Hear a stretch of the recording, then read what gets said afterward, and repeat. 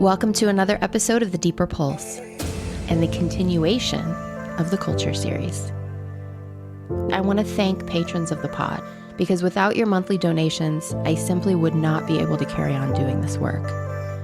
This podcast is a not-for-profit endeavor, and monthly Patreon contributions, most of which hover right around $5 a month, they help to cover production costs, and they keep me personally and professionally motivated, knowing that folks out there are listening and benefiting from this work.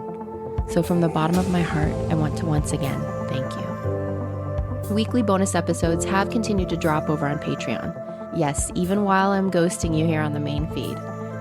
The latest episodes of Deconstructing Dogma include discussions around cognitive dissonance, the science of persuasion, and how and when we choose what stories to share. Also, a 2-part cult recovery recap where Tracy Stamper and Monica Welty join me to look back on how this series has changed us. You can access it all at patreon.com/The Deeper Pulse. Okay, on to today's episode. The stories and opinions shared here are based on personal experience and are not intended to malign any individual, group, or organization. Now, if you're a regular listener, you know that I've been a bit MIA from the main feed here for a few weeks now. And you might hear it in my voice. I'm currently under the influence of a bit of a chest cold. But I'm back, and when you last heard from me in late November, I was feeling a bit weather-worn by the mental and emotional labor that's gone into the creation of this series. And I thought that I was ready to wrap. And in fact, I recorded what I imagined would be the final episode of the series. An episode that I'm still quite proud of, but one that never made it out into the ethers. I'll share more about that in just a minute. But first, the Culture series. 17 months, 43 episodes here on the main feed, and another 50 over on Patreon. That's over 100 hours of content, which would be hard to believe if I didn't feel so damn different on the other side of it all. I share more about all that over on Patreon, but let's just say that it's been a lot. And it's included occasional moments of way too muchness behind the scenes, which is why a few weeks ago, I was pretty much convinced that I needed to press pause on this work immediately and indefinitely. So, as I mentioned in the lead-in, I recorded what I thought would be the final episode in the series. I spent hours drafting the content, finally putting into words an oops, I done it again story that I've not yet shared the details of publicly, and a deconstruction of why this series launched exactly when it did. Writing and recording the content for that episode was liberating and incredibly cathartic, and it was absolutely the right next step for me to take. When it was complete, I sent a preview link to a handful of trusted friends who helped me to make some final last-minute tweaks, and who provided me with the validation, encouragement, and support that I needed to shed that last bit of gaslighting, to trust my voice and my experience. All that was left was to hit the publish button. But I was feeling ambivalent, and in the 11th hour, quite literally the night before it was set to drop, I pulled it.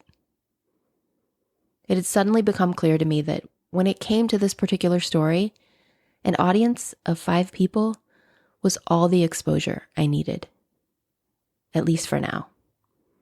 So I broke with the mission of the podcast and the plan, and I chose to stay true to myself. That feels to me an awful lot like recovery. And in that same moment, I was in the midst of a family health crisis. I didn't have time to work on a plan B. And then the holidays rolled around, so I just decided to let it all rest for a while. And now here I am 6 weeks later, feeling like, well, we're just not quite there yet. There are a few more topics that I'd really like for us to touch upon before we wrap up this series. And this week's conversation, for me at least, is timely. In a world that is by the minute more increasingly outside of our control, like it or not, it's altogether human to gravitate toward somewhat radicalizing viewpoints, anything that promises solace, solutions, or certainty. And culturally speaking, at least here in the US, the first week of January is go time. Click here for a limited time offer. Sign up for this e-course and I'll show you the way. Buy now, and I guarantee your life will improve overnight. So many baited hooks, promising health, prosperity, spiritual transcendence. It's cult o'clock in a great many time zones, and if we're not careful, our good intentions can very easily send us wading into culty waters. And so this week and next, we're going to talk about the insidiousness of a troubling year-round ideology that many refer to as diet culture. Now, we recorded this convo as a Patreon extra back in early December, and a few minutes into it, I soon realized that, oh my God, how had I missed it? Was I really about to wrap a critique on wellness culture without taking a more critical look at the body woes that very often lead us into these spaces? It suddenly felt like a glaring blind spot in the series. Well, maybe not glaring. Back in episode 40, I did spend a little time on this topic in a segment that's about 43 minutes in that opened with some recent testimonials that I had received from former org teachers and trainers. Rather than attempting to summarize it, let's just listen in again now. An ex-org employee shares, "The CEO of the company told me numerous times a week that I needed to do sit-ups and squats several times a day to flatten my stomach." Another former teacher writes, "One day before filming a routine, a colleague and I were told to go on the lemonade diet so that we would appear thinner on camera." Another shares, "When I called Marissa out for not offering inclusive sizing on the I Love My Body clothing line, a trainer personally emailed me to say that it wasn't okay to hurt other people. No mention of how the hypocrisy of dismissing larger bodies hurt me." And another former teacher writes, "One of the souvenirs from my time with the org is disordered eating. A friend and mentor of mine often utilized the culture, language, and philosophy of the org to plant the idea that I was not taking care of myself by eating the foods I was eating. She stoked that fire until I was consumed with fear of food, and how it was going to make me ill, make me fat, and make me less fit. She fed the idea that if I wasn't eating an incredibly restricted diet, a diet that would change by the week from her, that I was not embodying the practice. I am still working through all of this, and I think it's going to be something I deal with for my whole life. A milestone of my recovery has been eating birthday cake with my kids this year." These stories are painful and disturbing, and they are not unique to the org. Gloria Steinem puts it this way: "Perfectionism is internalized oppression." Indeed, and wellness culture is obsessed with perfection, plagued with variations on the same old patriarchal bullshit. It's just more covert. Body shaming is dressed up in PSAs around healthy eating and wellness, adherence to impossible norms. In that same episode, I go on to share a bit about my own personal experiences with diet, aka detox culture. "No matter how thin I was, I never felt thin enough. Not just at the org, but throughout my 20-year career teaching dance fitness, I was continually surrounded by thinner than thin women who felt fat and who were continually micromanaging their every meal. But not the way that my college roommate and I had done it all those years back when we were buying low-fat foods and actively counting calories. No, now it was all very cleverly disguised as master cleansing and detox purification rituals, clean eating of foods that were pretty much devoid of flavor and in some cases sustenance. Now, of course, there was and is some wisdom in all this. Steering clear from pesticides, overprocessed foods, and filler ingredients, these are wise moves to be sure. And veganism most certainly has its dietary and ethical merits. But more often than not, clean and healthy eating crosses the line into borderline or full-blown pathology, and it operates more like a depriving neurosis, less like a doorway to greater health and well-being. In fact, in 1996, Dr. Stephen Bratman coined the term orthorexia, which is defined as an unhealthy obsession with clean and healthy eating. This is very much a thing. Rates of orthorexia are on the rise in wellness communities, and in extreme instances, it can result in nutritional deficiencies and compromised brain functioning. Not to mention the psychological burden of continually obsessing about what one can or cannot, did or did not eat. And what's more of a mindfuck is how often in the wellness world, these obsessive thoughts and emotional compulsions are reframed in terms of personal power and self-mastery, when it's very much the opposite. When it comes to shifting away from a culture that reinforces the idea that thin and healthy is higher up and better than, we've got to get real about what we're dealing with. I then deferred to the real experts, folks living in larger and/or racialized bodies, who have suffered under body oppression in ways that make my experiences pale by comparison. Here's another, longer excerpt from that same episode. Enter author and activist Aubrey Gordon, who describes it this way. Self-love isn't the issue. Anti-fat bias is. In a 2020 article entitled, "We Have to Stop Thinking of Being Healthy as Being Morally Better," she writes, "As a fat person, my health is one of the primary grounds offered by those who mock, harm, and reject me. Cruel and judgmental behavior is often justified with an offhanded, 'I'm just concerned about your health,' as if my health were their responsibility, as if I owed it to them, a debt I'd never taken out and could never repay. And often, as many fat people know, trolling often masquerades as genuine concern. That's what makes it so insidious, and what can make it so cutting. But underneath its explicit message of caring concern, there's a clear implicit judgment. You're doing it wrong. You have failed. I've been monitoring your health. I know your body better than you." In the article, Gordon refers to the term healthism, coined by Robert Crawford in 1980. He defines healthism as the preoccupation with personal health as a primary, often the primary, focus for the definition and achievement of well-being, a goal which is to be attained primarily through the modification of lifestyles. Now, on the surface, healthism might not sound all that problematic, but when our value is dependent upon whether or not we fit into certain social ideals, most of which are based on the effed up sensibilities of toxic masculinity, health and behavior modifications can themselves become detrimental to our psychological well-being, to our sense of agency, and our ability to simply live and enjoy our lives. Sonya Renee Taylor, author of The Body is Not an Apology, writes, "Living in a female body, a black body, an aging body, a fat body, a body with mental illness, is to awaken daily to a planet that expects a certain set of apologies to already live on our tongues. There is a level of not enough or too much sewn into these strands of difference. Equally damaging is our insistence that all bodies should be healthy. Health is not a state we owe the world. We are not less valuable, worthy, or lovable because we are not healthy. Lastly, there is no standard of health that is achievable for all bodies.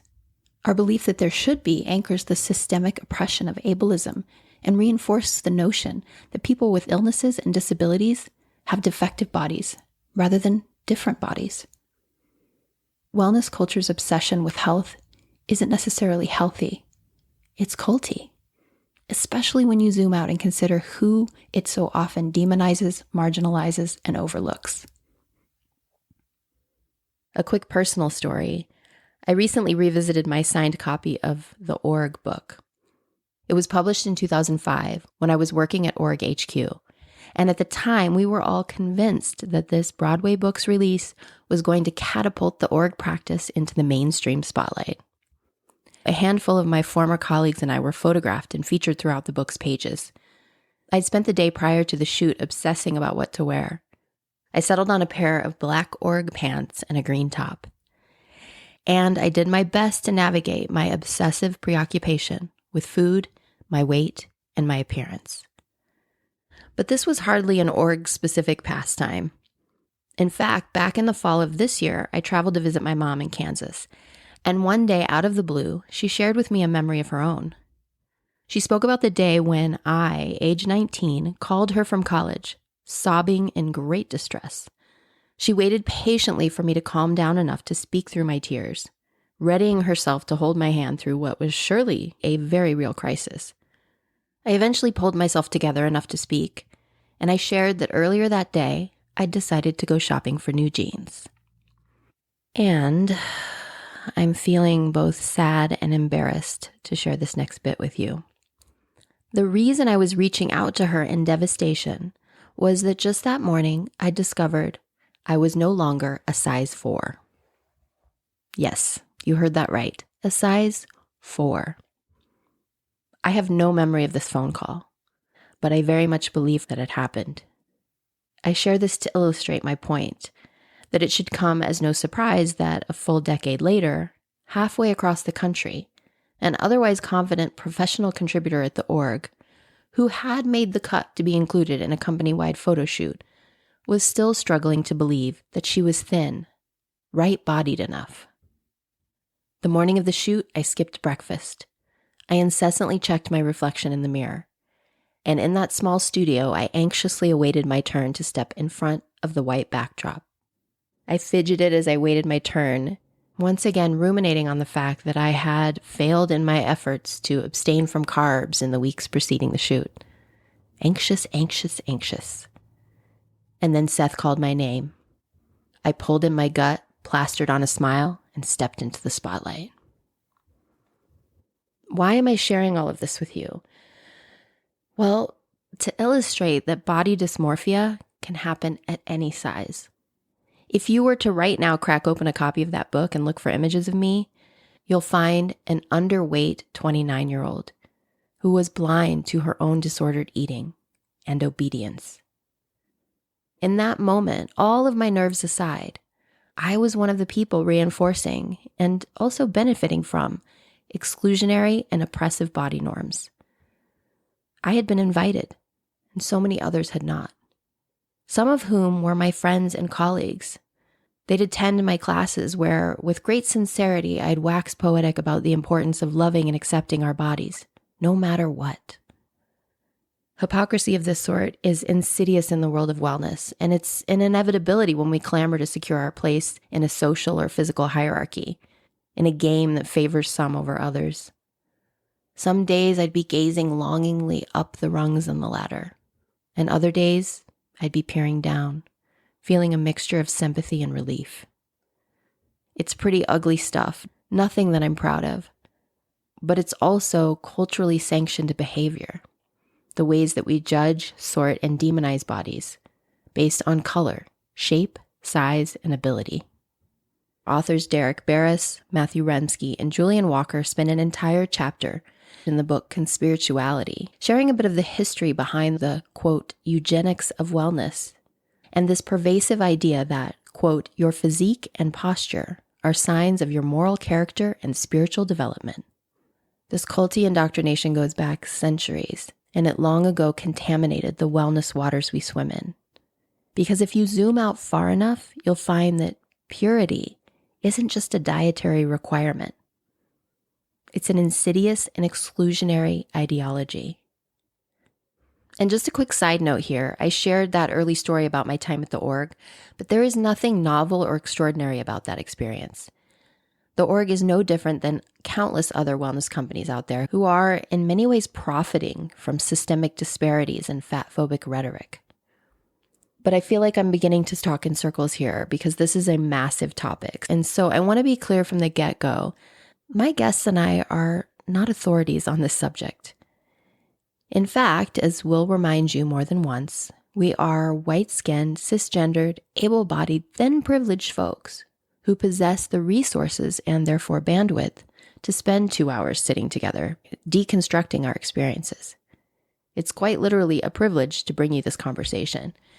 And I want to be clear, we've all suffered from diet culture. I don't want to minimize or diminish our experiences. But I also want to note that we've had a way easier time than a great many of our friends and colleagues who, due to social determinants and our genetics, were simply unable to comply with wellness cults' so-called standards. And honestly, if I had more time and way more resources, I would devote an entire series just to this body stuff because there's so much here. But I'm producing this pod solo, and we can each only do what is within our own wheelhouse. And my wheelhouse is featuring heart-led stories, which brings us to today's episode. Tara Wike is an American expat living in Denmark with her husband and son. She's a leader in the design organization at the Lego Group and moonlights teaching org-inspired movement classes, having recently left the org after decades of practice. In both work and private life, Tara is passionate about creating inclusive products and experiences. Her recent recovery from disordered eating has inspired her to actively support body diversity and fight anti-fat bias, both in fitness spaces and in the broader culture. I'm so excited to welcome Tara to the pod. Longtime friend and Culture Series wingwoman Tracy Stamper also joins us for this conversation. And Tracy and I have really enjoyed getting to know Tara in the past few weeks. She's an activist and a force of nature, and her approach to this topic is a breath of fresh air. And I was quite honestly caught a bit off guard by just how much I was able to personally relate to so much of what she shares in this conversation. In fact, and spoiler alert, Tara's willingness to share so openly led me to a personal breakthrough.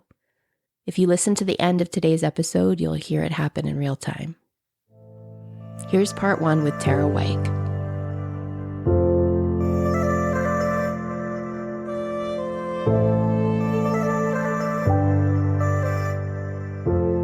Tara Wike is here with us today, and we're super excited. We're going to be having a conversation around body image, purity culture, detox and diet culture in the wellness industry, and how that's informed by a much larger culture. So, big topic. And Tara is brave enough to show up here for this big conversation. And thank you so much for joining us today.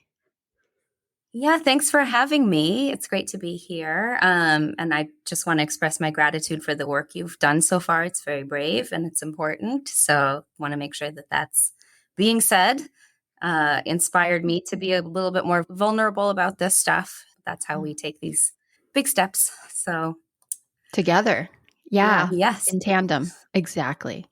Yeah, for sure. And you know, you reaching out to us around this topic has made me braver in terms of looking at my own journey with it and exploring many resources that are out there. Thankfully, lots of conversations are being had around all of this. We want to say from the get-go, and I'm speaking for all three of us here, none of us are experts in the arena of all the things we're about to talk about, but we have very specific lived experiences that overlap that we want to discuss. So our experience is a very specific experience, and it is not meant to generalize or to say this is the experience of everyone. And part of the reason we want to have this conversation is to invite maybe some of you who've had experiences outside of our norm to converse with us.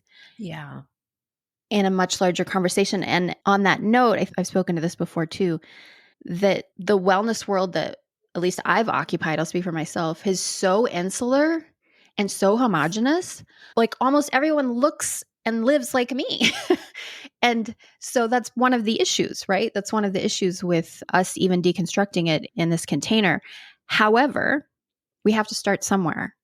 Mm-hmm. And where we can start is with our own experiences. So any thoughts on that before we go any further? Yeah, well, I think part of this exploration, and yeah, we're not experts, but we are experts in having our bodies in our culture, our broader culture, and the, smaller cultures that we've been parts of.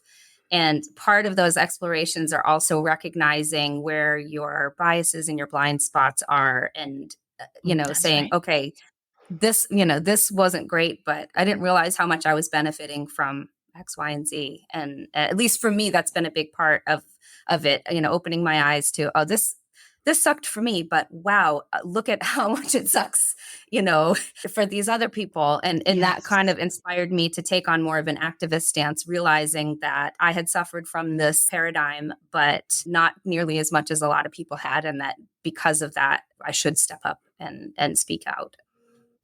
I think this is it's like whatever middle-aged white lady, thin passing thing everywhere is that at the very least we can do is open some doors and then step away.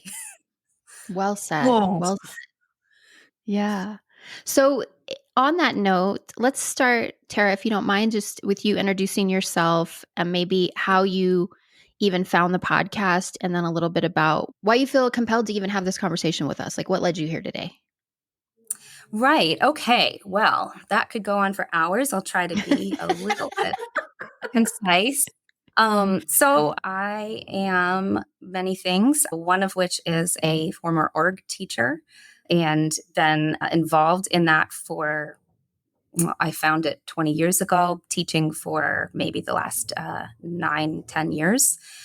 And had my own experiences around body there. But of course, I had a body my whole life, like we all do, and grew up in the culture we all live in. So, learned that certain body sizes were preferred over others and certain lifestyle choices, eating, moving, were preferred over others. And a lot of that was amplified in my family of origin, in my home. It was definitely a big thing. What especially women's bodies looked like were indicative of someone's moral value, good or bad. And when I look back now, I had a very typical body. I didn't sit on any extreme, but it felt quite extreme.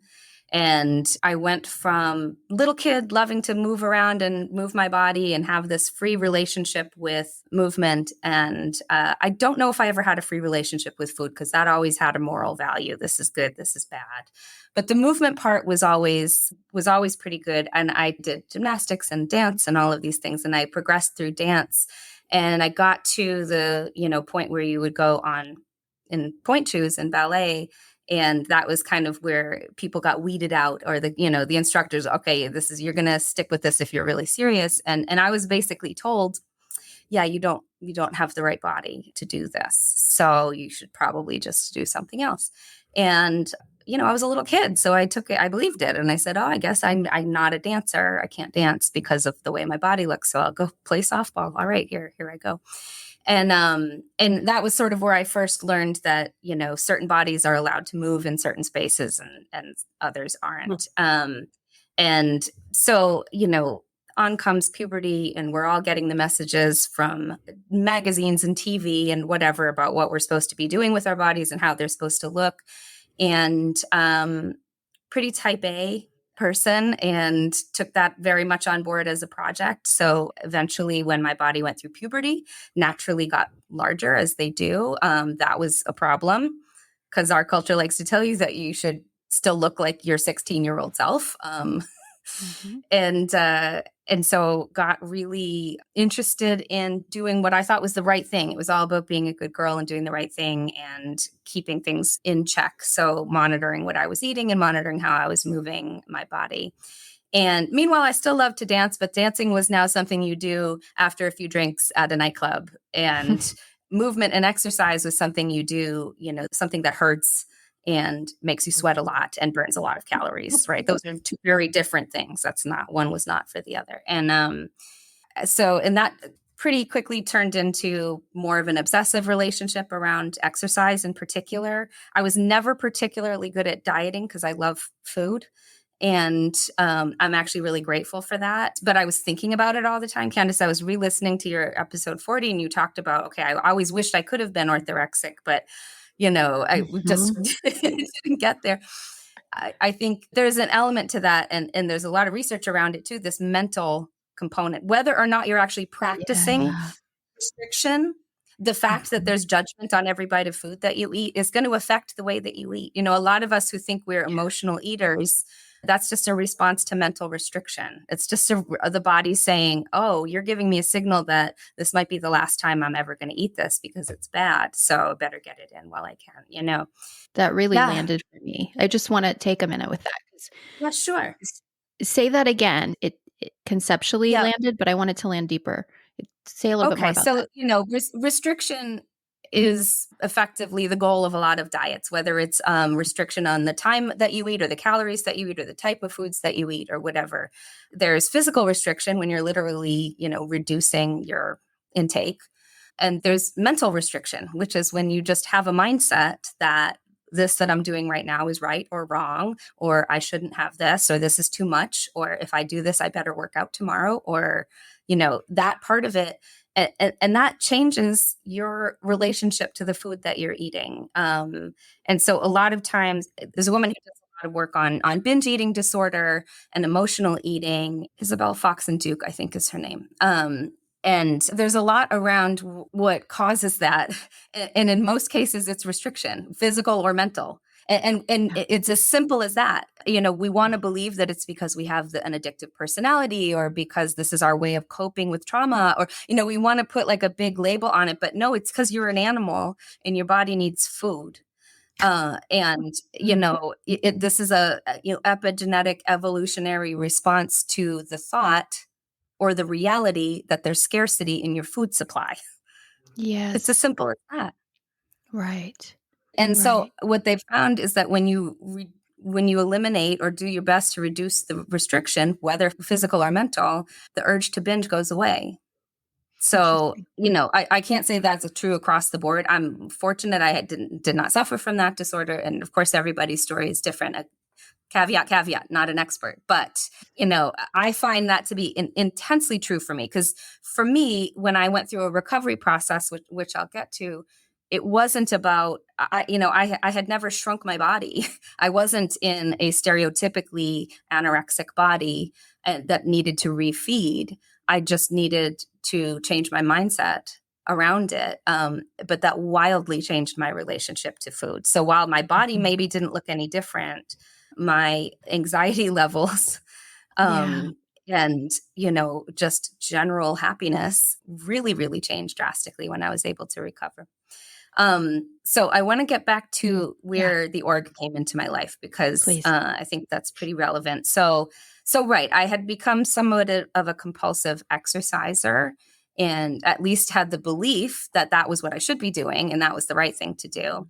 And I was living in Seattle at the time, and I stumbled across a studio that had a poster of a woman in just pure bliss, just, arms up in joy, and piqued my curiosity. So I went and tried it. And it was this, movement class. It was pretty hippy dippy for my tastes at the time. It was like real dark. It was only Christmas lights lighting the studio. And there was definitely some like sage burning going on before class. And we know. Oh yeah. And I was a very judgmental, like 25 or 26-year-old who was a gym bunny and just happened to stumble into this class. And I gave it a shot because I'll try anything once. And, it was around the corner from my house. So I thought, well, let's just give it a shot. And there it was, this invitation to move and sense my body and have a little bit of freedom. And it was suddenly overlapping with this joy that I would get going out dancing. But this was a movement space. So, I was this kind of hipster at the time, I hate to admit, but I started dragging some of my friends to this class because I was like, you're not going to believe. It was like, it's these old ladies and they free dance. And they were probably like 40. Right, exactly. They're probably younger than I am right now, but I was like, you guys, you got to come. It's like this. And I kept calling it the coven. I was like, it's this coven of old ladies, and they're just like burning sage and, shimmying and like making noises. Sometimes they roll on the floor and like, and this was me. Whenever there was a free dance, I was like, arms crossed, like, no, I'll wait this one out. Super judgy, but I kept dragging different friends to it, and I was like, I'll bring this friend next week, and then I'm going to drag her. She'll think it's such a hoot.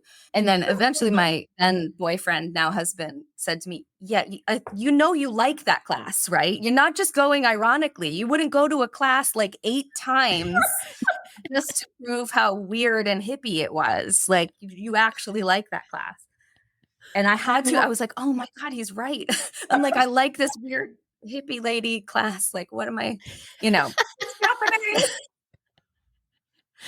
happening. But I just couldn't deny it. And I just kept going back. So I just kept going back. And I still had this relationship with movement. I still had to run, or if I ate too much, then I would certainly have to go do a cycling thing, So that didn't totally change. But as it evolved, and we then moved to Denmark, where there was no org representation anywhere near me, and I found that I missed it. And when I would come back to the States and visit family in Boston, I would find local classes and take them there. And it was there that I was introduced to the greater org concept that there were these trainings that you could do. And I actually was inspired by Maria Skinner, who you've had on as a guest. I was so lucky to stumble into her studio, and she saw the joy that I had and that I wasn't getting it where I was living, and suggested that I could teach, if I want to keep doing it, that I could teach it.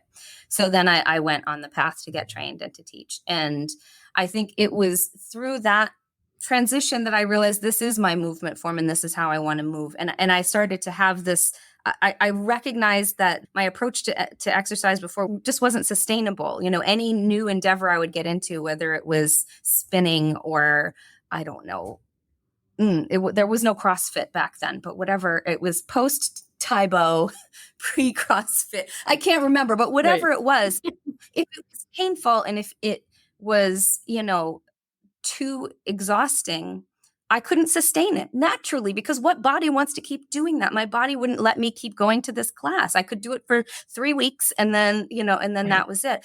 But the org was the only class that I wanted to keep going to.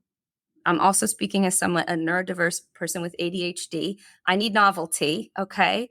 And this was still giving me the novelty that I needed. And it didn't hurt my body. My body liked it. And my body was the one who made me go back. Same, like my body was the one who never let me diet too much, because my body is wise. And I learned through the org, and I want to give credit to this, through the practice and through the trainings, that there is wisdom in the body. I think that was maybe one of the first places where that concept was introduced to me. And there's so much in our culture that wants to tell us otherwise, because there's so much money to be made off of the thought that we can't trust our bodies, and that this device or app or service or person knows better how we should move and eat and, all of these things. So there was something really empowering, and that just sat really true in my body, to think that, oh, this movement is the right thing to do with my body, not because it's burning calories, not because it's, giving me a perky ass, but like, because I want to keep doing it, and it's enabling me to do all the, movements that my body was designed to do. And so I had this sort of watershed moment in that development, where I went from being a gym bunny to, no, this is how I move, and I move the way my body wants to move. And some days I'm going to do it to an extreme, and some days I'll do it more gently, because that's how I want to do it. And that felt really, really, really strong and empowering. However, the story for me still around food and eating did not line up with that. I was still not willing to believe that what my body was telling me about what to eat and when to eat could be trusted. I think I had just been so deep in diet culture, which we all are, that it didn't even occur to me that everything I believed about intuitive movement might also apply to eating and the relationship to food.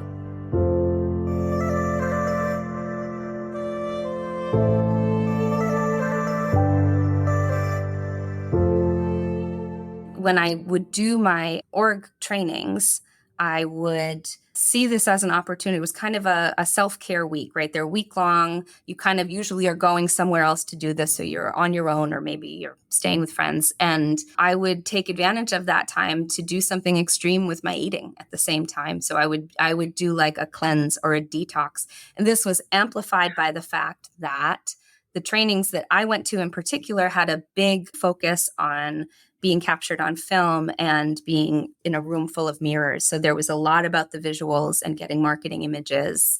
So, anybody who struggled with body image knows that it's a fraught relationship with a mirror or with photos, right? Or seeing yourself in video. And, so these org trainings were that to the nth degree. And I think that would inspire me to feel like I needed to have some control over something. And so I would do some kinds of course, you would never call it a diet. Oh, no. I would, some sort of protocol of clean something. I hate just inherent classism, racism, everything-ism in calling something clean. It's always what is the opposite? What's the opposite? Dirty? Mm-hmm. Right. Right? Yep. I didn't see this then though, right? So I would, so I would go and tie my training weeks to some sort of disciplined thing that was imbued with all sorts of healthism and, orthorexia. So I got to the point where I was getting ready to do black belt and knowing this was going to be a big deal and there was going to be a lot of cameras. And so I got all excited and I did a bunch of research because I'm also a nerd and I could probably have a nutrition degree at this point, honestly, with the amount of, in depth. I paid to have a subscription service that allows you to see medical studies. I wasn't just going to read some bestseller diet book. I was going to crack the code because I went to MIT. I could figure this out, here I go. But magically, somehow, whatever I would arrive on would be somehow aligned with whatever the fad of the moment was. So it was some kinds of like keto, intermittent, I don't know what that I decided I was going to do before the black belt. And I settled in to do it. And I've only done a handful of these in my life, but in the past, when I would try something like this, I would get this sort of beginner's high of like, ooh, like project, I'm going to prep and, I'm going to buy special Tupperware that's just for this. Right. Get all the books. Yeah. Get all the books, do all the research. And this time though, I remember distinctly, like, I don't know if you all have an inner body voice, but every so often, it's not often, the bitch shouts at me like, and and I woke up on the day one that I was supposed to start this, not a diet. And I heard her say, this shit again.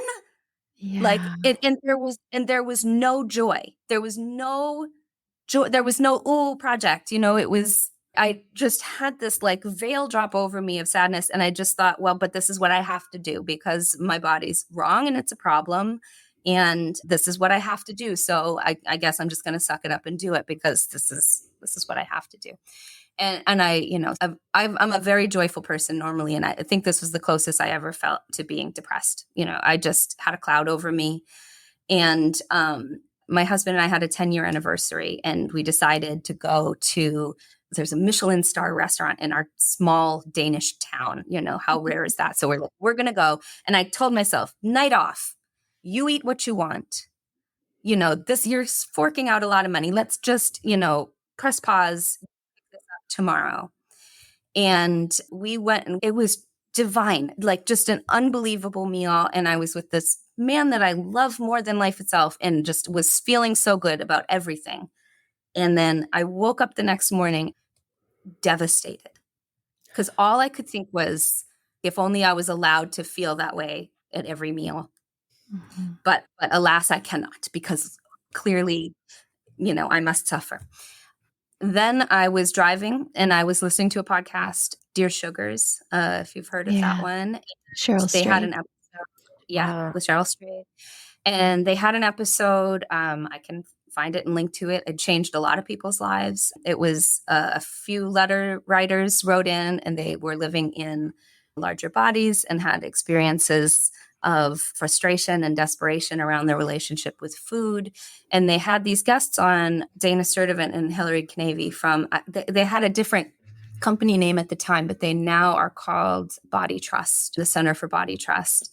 And they came on and they had a response to these letter writers that I had never heard before. And I don't know if the message had just not been out in any spaces I was in, or if I was so biased that I couldn't have heard it, until time was right for me to hear it. But they were just basically saying, these diets didn't work for you because diets don't work. They don't. And they don't for anybody for any extended period of time. A tiny fraction might maintain some change to their body, but at what cost? Often quite a high one, Often it means disordered eating for the rest of your life. And in fact, this is not your body being wrong or broken. In most cases, it's your body protecting you and, trying to keep you alive. and this just all of a sudden, my intuitive movement awareness and awareness around how I was relating to eating and food came crashing together. And I had to pull over. I think I was projectile crying. Like, I don't know if that's a thing. I was like, and it was just this, like, I was sad that I hadn't seen it before, because I like to think of myself as smarter than falling for patriarchal bullshit, and I was sad and I was mad and I wanted to apologize to my body for ever doing anything like that to my body. And it just completely tore everything open. It tore it wide open. And this was like 3 weeks before my black belt. Wow. So I still had to go show up in that space, and I was raw. I was absolutely raw. I immediately contacted the 2 women who were on that podcast and got counseling from them. I was like, any cost, I don't care. I need you.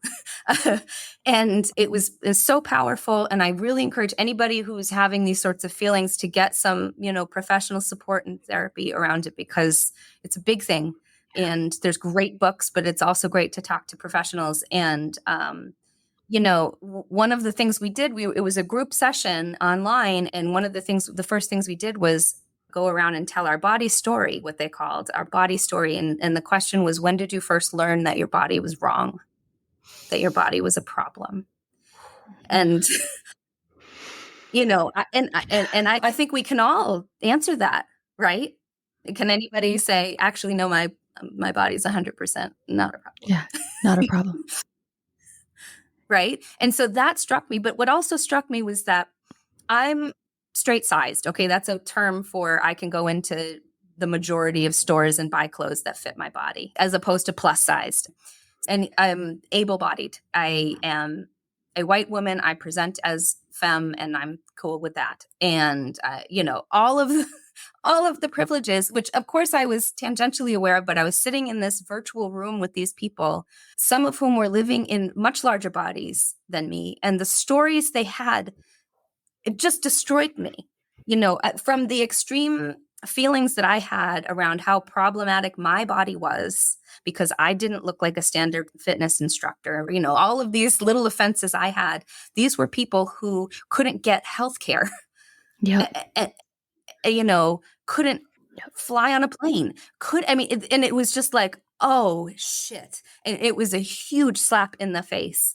And I think that was what turned on my activism button, because I thought, I feel this hurt, and it can't even be a fraction of what these people are feeling. Yeah. And I'm still allowed to be in a space where I'm a fitness instructor, and people will still look to me somewhat as, some voice on this topic. So I have a responsibility to change what I can about this culture so that these people don't suffer to the extent that they suffer. So everything was firing off from me. So I'm mad, at what I've been through. I'm mad at what the world is making these people go through, and that I've been blind to it. I was completely blind to it. I think this, if I can also speak on behalf of, straight sized cis white ladies, like, it was a George Floyd moment a bit, for me, where I know on paper I've got privilege, but then all of a sudden it was just staring at me and I couldn't turn away from it anymore. Mm-hmm. So I felt very righteous, I think is a word. I don't know. That usually has a negative connotation, but I felt very righteous about it. And I felt very raw. And then I went to this black belt. And like, hot tip, try to be in your best mental space before going into an intensive. Yeah. And one of the things that happened, and I have to credit the folks in the room were as receptive to my state as they could have been. But there was one practice that we did on the very first day, which was we had all filled out these waiver forms saying, if we fall dead in this training, if anything happens. Anything at all. So we'd all filled out these forms, and then the trainer was inviting individuals to come up and teach a song, because at this point we were all teachers, or we're all people who have shared. And instead of just calling us out by name, she was taking some factoid from our form. And so it would be like, with the person who lives on Mulberry Lane, come teach the next song. So it was like pretty cute. It was pretty cute. And then we got to one where it says, well, the person who is 56 kilograms, please come to the front of the room because we had to fill out our weight on this form. And this, if you don't have a charged story around the number of your weight, then sure, then that's as Who innocent is as that, living though? freely. Who is that Exactly. person? I don't know that person. Especially in And that room. it sent Right. me, talk about being triggered. That sent me into a spiral because I thought, oh my God, is this person going to say my weight? And, and then in the space that I was in, I was like, I should stand up for that. I should have doubled the weight. I should have put fuck you in the weight category. Like, Right. Right. but meanwhile, I'm realizing that this story I had around, if the world knows what that number is, it's the worst thing that could happen. But fortunately, I felt empowered enough to actually go up to the trainer afterwards and say, yeah, that was not cool. That's a charged number for a lot of people. And they were open to that and, changed their ways. But, I was going to be encountering things like that every day. And I finally got to a point, and I know others have gotten to this point. It's a very emotional experience, these trainings. And there was one day where it was too many mirrors and I had to walk away. And I came back in tears, and I just kind of had to tell everyone the story, more or less what I just told you. Here's where I came from, and here's where I am right now. And it was very well received by a lot of the people in the room. But there was also a lot of acknowledgement that, yeah, this isn't the most body embracing space. There was a lot of cognitive dissonance going on in the practice itself. There was love your body, be in the moment, whatever your body can do is fine and good, and adjust things so that things work for you. But there was, implicit and explicit sometimes acknowledgement of what a body should look like. Mm-hmm. And what clothing sizes should be available. How it should be able to move. Yeah, how it should be able to move too. Yeah, absolutely. It's a big message, very ableist. If you do this X, Y, and Z enough, then your body, by design, I remember those words were used a lot, by design should be able to do X, Y, and Z, should be able to fit in certain clothes. Lots of shoulding. Yes. Yeah. A big pile of bullshit. Yes. And again, in some cases more explicitly than implicitly. But in my experience, I was never directly shamed. But I would say all of the marketing material available in the early days, certainly at the time when I was involved, showcased certain bodies. So, there's a message there. This is the right kind of body to be doing this. Yeah. And again, when they were making and selling clothes, I guess they still do, some sizes are available and some were not. It didn't affect me, but this is one of those spaces where I try to be more activist now. I try not to shop anywhere that doesn't have a broad range of sizes, even though I can fit most things. Like, still, cool. That's one small thing that I can do. And I know other people have had experiences with the org that were much more explicit and terrible that we've heard on your Brave podcast. And I feel awful about that. And I'm so sorry for anybody who went through any experiences like that, where you were forced to parade around in a swimsuit or, told to go on a diet before you're filming. And that breaks my heart. It absolutely breaks my heart. And I think, fortunately, there's cultural moves going on now where it's a little less cool to say stuff like that, but the biases are still there. I mean, they're shifting. There's different language now, diet's a 4-letter word, but there are still thoughts about what bodies are valued versus not. So one of the reasons we're talking today is because I wrote an article kind of chronicling my experience with the org and how I thought it could and should better align with body positive principles and how we could be more active in that space. So, there's the Health at Every Size movement that has a pledge you can sign if you're a practitioner or in our case, a fitness instructor. I've signed it. That's basically ensuring that I'm a safe space and I'm not going to push, weight centric talk or any of that stuff. And I could really see at this time, I still had a lot of belief in the org. And I was like, oh, if they can see the light on this, we can line up with this body positivity movement. Already this is a practice that appeals to people who are a little outside of the standard fitness norm, right? Mm-hmm. These are often older people. They're often people with different body types and different abilities who maybe aren't comfortable going into a gym, but are comfortable going into an org class. We're halfway there, guys. We talk about love your body. We're in the moment. It's mindful. If we can just do this little extra bit, we can go out and tell the world that we are health at every size aligned, that we are body positive, and that this is a safe space.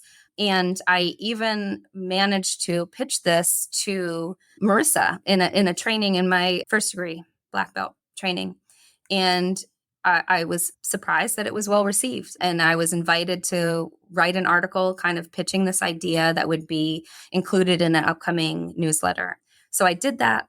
This was early 2020. The pandemic happened. Everything went up in the air. It was chaos. My article never saw the light of day. I had written it in December of 19. A few times I wrote and asked, is it coming out? No, maybe. No response. And I'd have enough experiences at that point dealing with the org and with Marissa to kind of keep my expectations low. And I thought, okay, I tried. And then I kind of started just distancing myself and saying, I'm going to do what I can do, which is to be as inclusive and as much of a proponent of the Hayes ideal, health at every size ideals to my students as I can. That's what I have the power to do. So I'm going to be the change I want to see. And whatever happens with that article happens.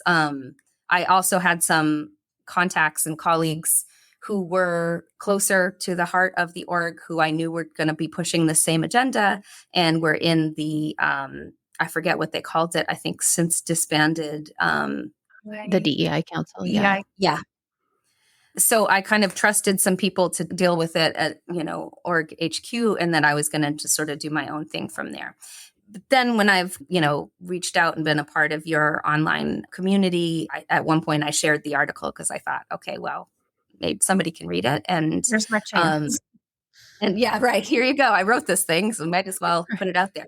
And that sparked some good conversation in some of the calls that we've had. And so that's how my name popped up. Random lady in the middle of Denmark now popped up on your radar as someone to talk to about body positivity and, dance and fitness and all of that stuff. Yeah. So here I am now, and I've been through some radical recovery on the eating front. I practice intuitive eating, which is much like intuitive movement, which just means trusting my interoception, trusting my body to tell me what I want when I want it, understanding that I'm not a robot or a machine, which is the, metaphor the medical industry loves to apply to our bodies. And one of the things that gets under my skin is these trackers and apps and things that tell you exactly when you should be standing and sitting and eating and sleeping, and, that you clearly must have the same calorie input every single day. And I'm like, okay, no, I'm wildly variable. I'm like, not only do I have my hormonal cycle to contend with, it's what did I do yesterday? Did I sleep well? Did I, am I getting ready for a trip? No, I don't have a set number of calories I should be eating every day. And you wouldn't know what it would be anyway. So fuck off. Yeah. Every body is different. There's no formula here. Yeah. Yeah. And everybody's body is different every day. And just the hubris, just the gall to think that we can deduce it to a formula when our body has evolved for millennia, to be incredibly brilliant at surviving and thriving and reaching homeostasis. Like, we still don't understand the half of it. Nutrition itself is like such a nubile science. We barely get it. And I'll tell you, medical doctors, most of them aren't trained in it at all. They know as much as you and I do, but people look to them as experts, or people look to us as a fitness instructor. People look to people in the fitness industry as like, what should I eat and whatever. And we don't know any better than you do. We ask your body. It's interesting that you say that. Through the online community that has popped up since the podcast started, I've heard a number of people talk about org teachers and trainers giving advice on nutrition. Mm-hmm. Oh yeah. Pretty extreme stuff too, that at least in the circles I've run in.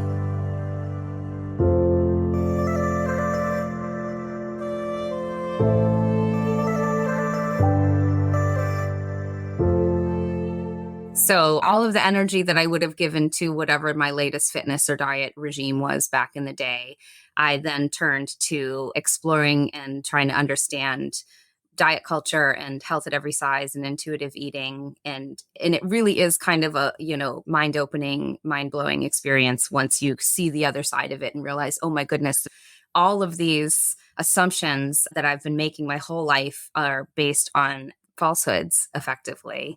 Yeah. So diet culture being the water we swim in, it's really what we're in the Western world, at least, all kind of raised up to believe that certain foods are good and certain foods are bad, certain ways of eating are good or bad.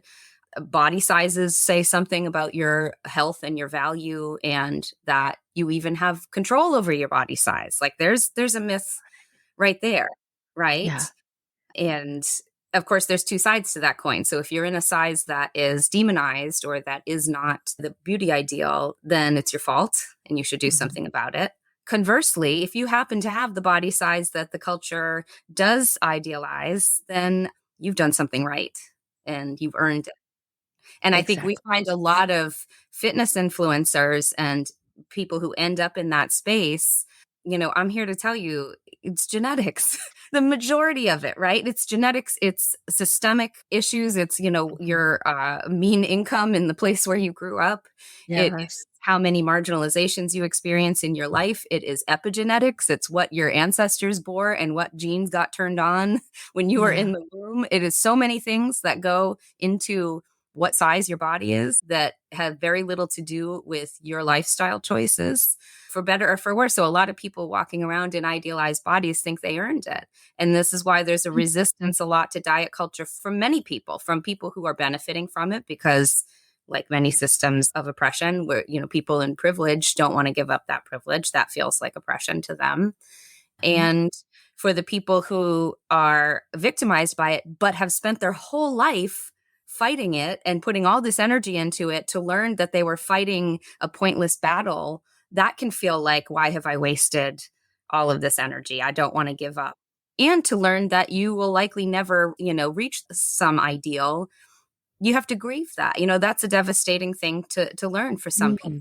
Mhm. So there's a lot of levels to it, but still haven't defined it, have I? Diet culture being, this paradigm that we're all in that places so much importance on body and adipose tissue and the food that we consume and the way that we move our bodies. I've shared with Candace and Tracy a link to a really good in-depth kind of description of it, and I'll ask you to put that in some show notes, Absolutely. because it can go much deeper. And I know that folks listening to this will have varying levels of exposure to this. At this point, I hope a lot of people have heard the term diet culture, more so than maybe 5 or 6 years ago when I was first hearing about it. But it's at the point now where some of this stuff is being co-opted and twisted and taken advantage of in the capitalist realm. So even things like intuitive eating, which was the biggest part of my recovery process, you have to be careful where you learn and read about that stuff. And health at every size, which I think I haven't checked because it makes me so angry, but somebody hacked the Wikipedia page for health at every size. This very fat phobic doctor went in and wrote something that says health at every size is a, like field paradigm paraded around by people who want to celebrate obesity or something, like some Oh, awful God. thing. I haven't visited in a while, but I worry when I tell people about it, I say, don't go to the Wikipedia page. There's some fundamental text. Health at Every Size was written by Lindo Bacon and supported by foundations that are seminal in this work. And there's the books. There's Health at Every Size is a book. Read the latest edition if you're curious. And Intuitive Eating is also a book. The 4th edition is out now. And that's Elise Resch and Evelyn Tibley. And it's funny because people who have been immersed in diet culture, when they ask what my recovery entailed, they always say, but what do you do now if you're not watching what you eat? Or, making a plan or counting the calories or making sure you have enough protein, or what do you do? What could you possibly do? And I say, I do intuitive eating, which part of me is angry that this even has to have a name. Because to me, it's just normal, attuned human eating, like the same way that I breathe and pee, like I listen to my body and I do what it tells me. But I think there's a little more to it. There's a bit of nuance to say it's not instinctive eating. It's not to say that, I'm walking through a grocery store and I just grab whatever I, see and eat it. And, your frontal lobe is part of your intuition as well. So you can make a plan. Like I ran a road race yesterday. I woke up, I wasn't super hungry, but I knew I was going to need to have some energy for my race. So I ate a bowl of grape nuts, even though I wasn't really feeling it at the time. And I'm glad I did, because I wasn't hungry 2 hours later when I was running my road race, So, and that's intuition too. It's kind of knowing how it's going to make you feel, knowing what's coming in your day. But it's effectively, if you really want to boil it down, it's eating what you want when you want, which sounds so scary because we're told that our intuition is wrong. And people will always say default is, oh, if I did that, I would just dive into a, box of brownies and never come back up. And you might. If you've been restricting yourself from brownies, you might in the beginning. But ultimately, I don't know. We've probably all had an experience like you go on vacation, you eat a bunch of whatever, fried fish because you're at the seashore. And there's one day where you're like, man, I just want a salad. Like, Yeah. that's intuitive, right? Because your body is like, yeah, enough of that. So it was good. Thanks. But now we need something else, right? But when you're in the state that I was in, which is recovering from restriction, mental and physical, the solution for me, or the path I took, was to allow all foods. It's just, don't demonize anything. Understand that all foods have a purpose. They're all giving you something. Sugar is energy. And, all these things, carbs are energy, and your brain loves them. If that's what you're needing, there's a reason for it, either because you've restricted or because your body wants it. And so I would do things like, if I was in a shop and I thought I want a candy bar, I'm going to buy a candy bar. And then the most amazing thing that I never thought in a million years would ever happen. One day I was cleaning out my work bag, my tote bag I bring for work, and I had like 5 candy bars in there. And I'd forgotten about them. Right. Right. If you had told me years before, hey, Terry, you're going to have a bag full of candy bars and you're going to forget there's candy bars in there, I'd say like, fuck you. I know exactly where every ounce of chocolate is within a, 1 mile radius. Like, and that was when I was like, holy shit, this is legit. And there are, you know what I did? I ate toast every single day for a year. Because I hadn't for years. Even when I wasn't on diets, it was like, well, that's bread and butter. I mean, how evil can one be, right? And so I would wake up with, the maximum willpower I was going to have that day. And so breakfast was usually the most snooty. I would have my overnight chia, whatever. And so the recovery for me was like, I'm going to eat a piece of toast. Like, that was rebellious for me. And I did it for, I think, a year, until I was finally like, I don't feel like toast today. Yeah. I love that. Right. And maybe I'll eat it. But to dissociate these value judgments that we place on our choices and on our food. I spoke to how I had this meal with my husband that was this beautiful experience where I kind of allowed myself to eat intuitively, and then was so depressed the next day thinking I can never do that again. And when I found intuitive eating, when I found this practice, I made a vow to myself. And I'm not a woo-woo person who, does ritualistic things, but this was probably the most ritualistic thing I ever did. I have a walk-in closet and I have, a mirror in there. And I remember getting on my knees and looking at my own eyes in the mirror and saying, I will never put you on a diet again. Whoa. Powerful. Yeah. And it was like inside voice telling that. So it was like the boss was in the room, like, yeah, guess what, kids, this is done. And I haven't. And I eat like I ate at that Michelin star restaurant every day. And sometimes my body gets a little bigger. Sometimes it gets a little smaller. I personally have a very resilient body who's determined to be pretty much the size she is no matter what. And that's fine. And I've come to terms with it. It doesn't look like a magazine lady. Although nowadays that definition is expanding. I'm happy to see more examples of bodies. Yeah. But not everybody knows what recovery looks like or knows what intuitive eating is. So I wanted to just give a little explanation of what's on the other side and what can be available out there.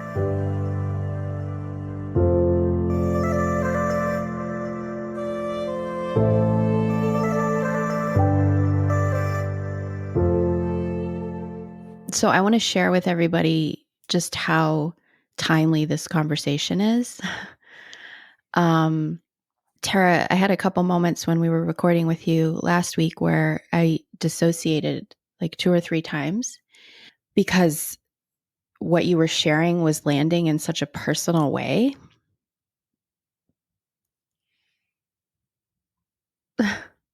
Oh, honey. I just want to thank you. I want to thank you for showing up right now. And it's funny because we connected months ago and talked about having this conversation, and it just, the timing, it would have been immensely helpful then as well. But I think I needed to be exactly where I am right now. And I just want to share that, well, first of all, the definition of intuitive eating makes perfect sense to me because there have been many times in my life where that's just how I've operated. And the culture around me was sort of telling me that it was wrong. And I had this cognitive dissonance, and I feel like what I'm doing is fine. Like, what's wrong with just eating what I want to eat when I want to eat it? But then I was steeped in wellness culture that was like, well, no, actually, you need to think about this and this and this and this and this and this and this. And so I was going back and forth between those two things. But ultimately, I would land in this intuitive eating place, and it worked for me because I have thin privilege. And I also was teaching like at least 7 classes a week.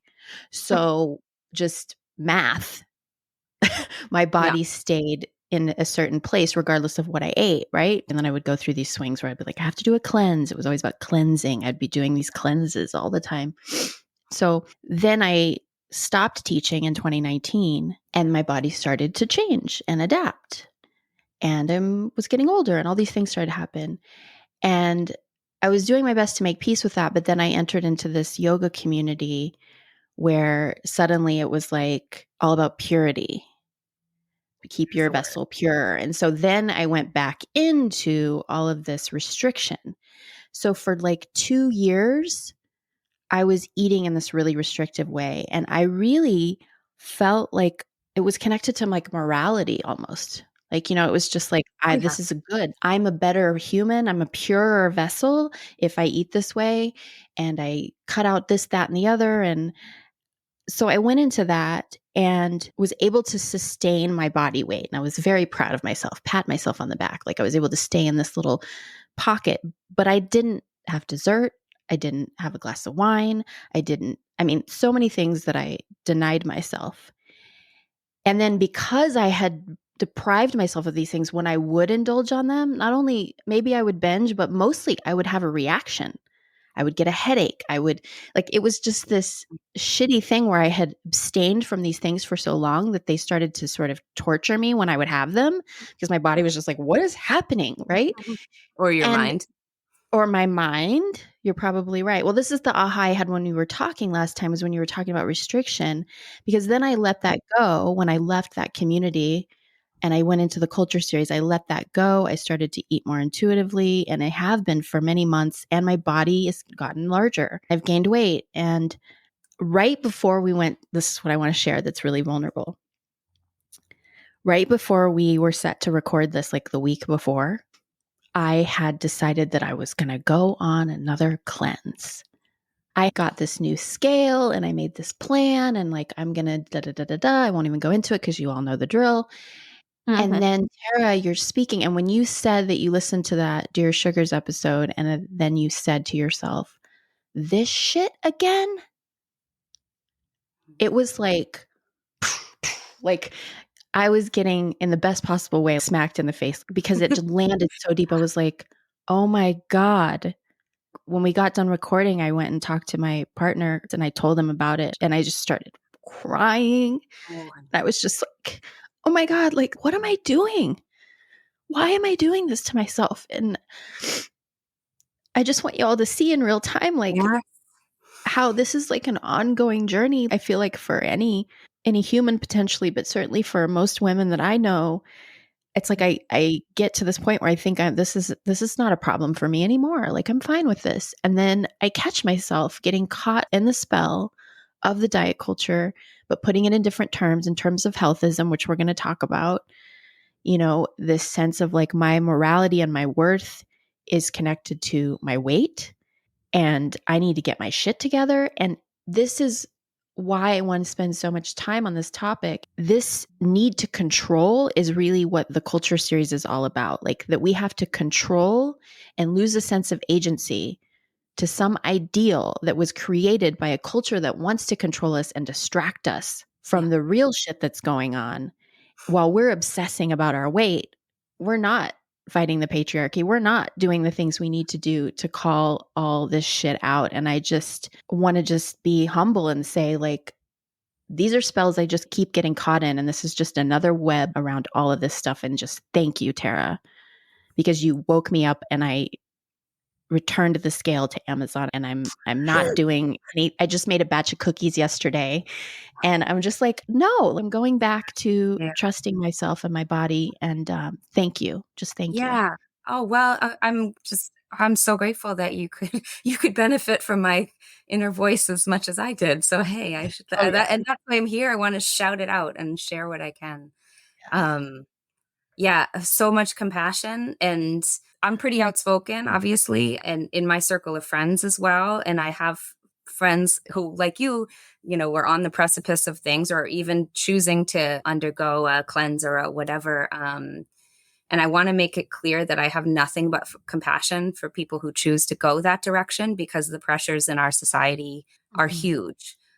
It's a choice I've made to not, and it's a choice I've made to come share the opposing opinion, or just to say that's not the only way, and to offer this, you know, counter argument that wasn't very available to me when I needed it. So, but I always say I hate the game, not the player. So, you know, exactly. I don't begrudge anyone making personal choice. And I very much believe that people have autonomy over their bodies and to do whatever they want with it. I just know what works for me. And I know that there are some false beliefs behind a lot of what's pushed on people that I want to have exposed. And I think one of them too, I think at the age that we're at, Candace, you and I are similar. I'm 47. You know, bodies change continually, but for women, they have some peaks, right? Yeah. And that's when you also see the highest incidence of disordered eating amongst women when you hit adolescence and when you hit perimenopause.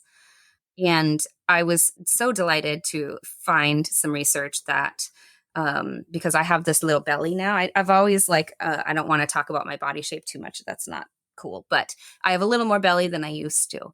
And to the point where I noticed when I was doing kind of yoga poses, you know, when you go into like child's pose, like, oh, you know, it reminds me when I was pregnant, right? I was like, okay, all right, we're going to alter this pose a little bit.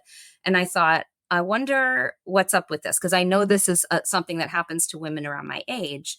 And I wonder if there's a reason.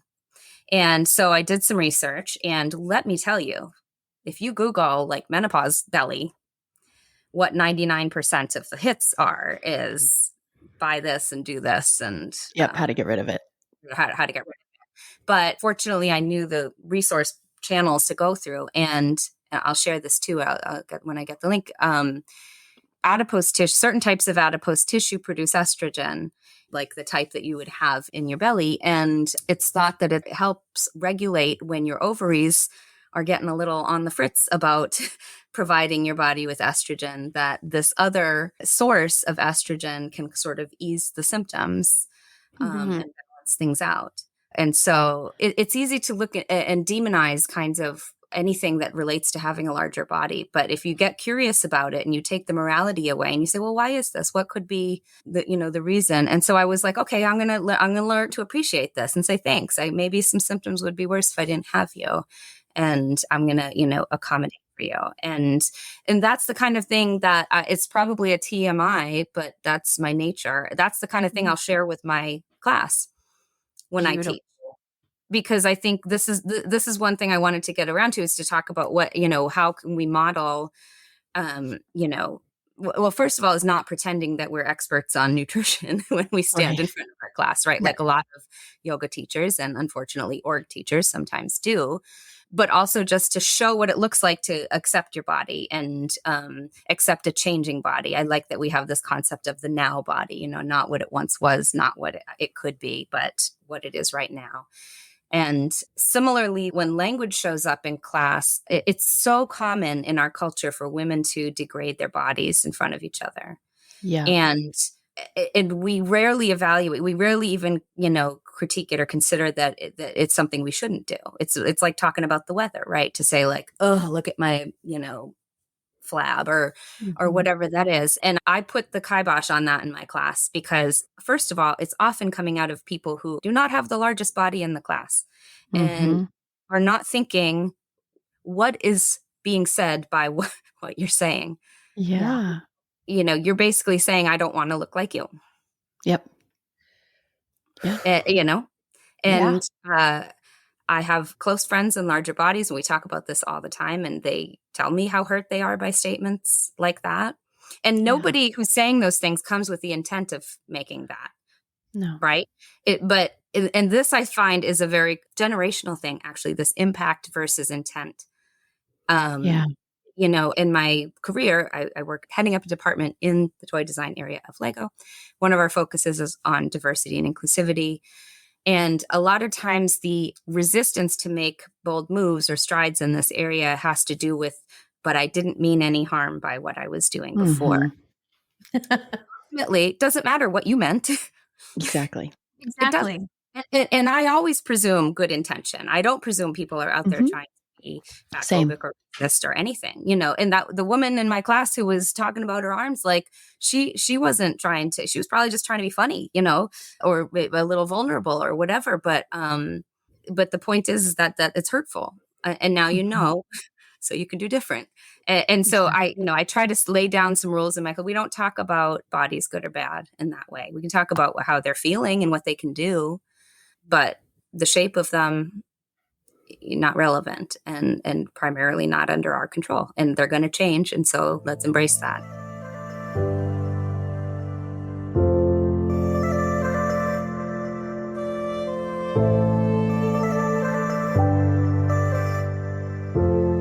Part 2 with Tara will drop next week. You won't want to miss it.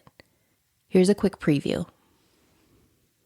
And then if this is like the first time you're hearing stuff like this, I'm sure there's cognitive dissonance in being like, but too much pie, but not enough movement. But what about? And I think we need to turn that down a few notches and just say, no one act of eating a piece of pie is going to make you or break you. And having this anxiety around it is going to have mental and physical effects, right? Whereas accepting that food is more than just fuel for your movement and for your body, it's joy, it's sharing, it's celebration, it's social, it's cultural, it's sometimes compassionate, sometimes it's the only self-care we can give ourselves in a moment is, I'm just going to have this cookie right now because I had a tough day and it's yummy and I want it. Thanks for tuning in, and we hope you'll join us again next week. If the subject matter in this week's episode resonated with you, please be sure to share it with anyone you think might also benefit, especially right now in the aftermath of the holidays, which is a season of great vulnerability when it comes to recruitment into the cult of diet. And if you enjoy the content featured on this pod, please consider giving it a 5-star rating or hitting the subscribe or follow button on your favorite listening app. Let us know that you're out there listening. Speak kindly to yourself and others as you move into 2024, and we'll see you next week.